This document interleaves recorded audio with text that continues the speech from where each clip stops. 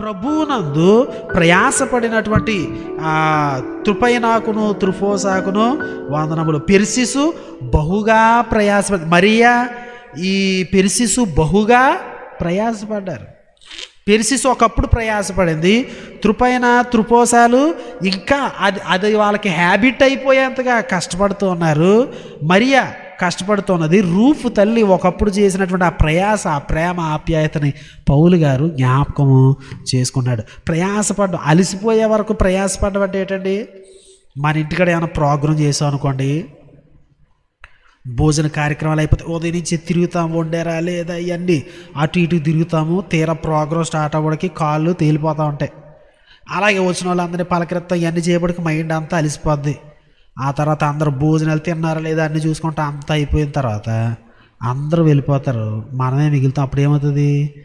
అవన్నీ శుభ్రాలు చేసుకోవాలి, మిగిలిపోయిన భోజనాలు ఆలకి పంపాలి. అంతా అయిపోయిన తర్వాత గిన్నెలు కడిగే టయానికి ఎవడం ఉండడం ఏంటి, అవన్నీ తోముకుని ఆరబెట్టుకుని వంటగది ఇవన్నీ శుభ్రం చేసుకుని ఆ చుట్టుపక్కల ఆకులు ఇవన్నీ ఎత్తేసి ఇవన్నీ చేయబడికి రాత్రి ఎంత అవుతుంది? ఒకవేళ సాయంకాలం ప్రోగ్రాం అయితే 1 గంట 2 అవుతుంది. అప్పుడు ఎలా ఉంటుందంటే కాళ్ళు 3 ఆకాశంలో ఏంటి, తలక ఇంకో ఆకాశంలో ఉన్న రేంజ్లో ఉంటుంది అనమాట. అది అలిసిపోయే వరకు ప్రయాసపడ్డం అంటే అది.